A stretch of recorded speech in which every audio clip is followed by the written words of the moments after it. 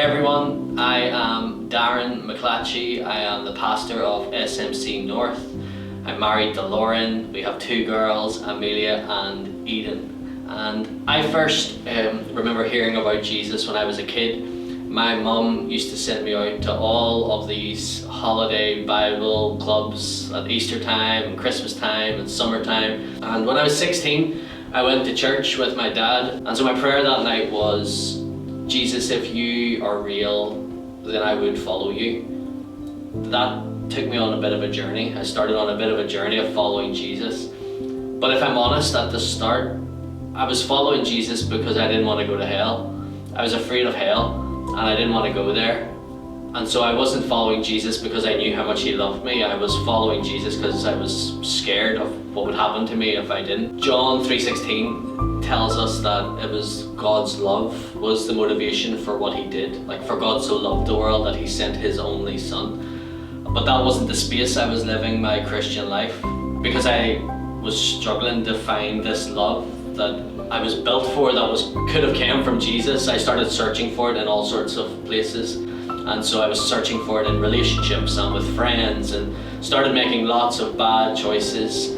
I didn't make one huge decision to walk away from God, but I made one bad choice that would lead me to another bad choice. This slippy slope of decisions that brought me to a place where I didn't know who I was. I didn't know what I was doing anymore. I was so confused. I was so lost. I was so far from God. Actually, the first time I ended up going back to church after years, I was working a job with young adults with learning disabilities, and one guy decided he wanted to go to church, and he just so happened to want to go to the church that I used to go to.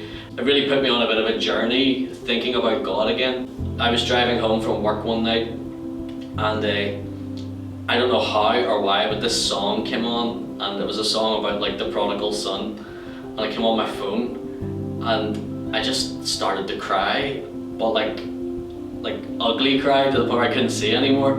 And I just had to pull my car into the side of the road, and I just cried, and I didn't know even really why I was crying. I didn't know what was going on inside of me, but I felt as if God himself had got into the car beside me, and I prayed a prayer. And it was a messy prayer. It was just, Jesus, if you'd take me back, I would come back. And that was it.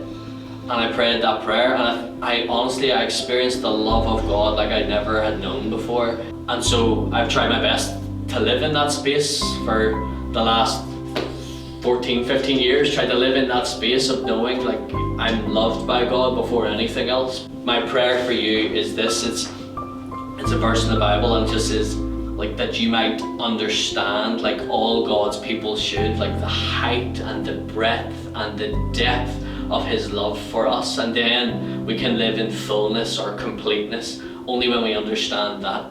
And so that's my prayer for you and for me, that I'll continue to live in that space knowing that he loved us first.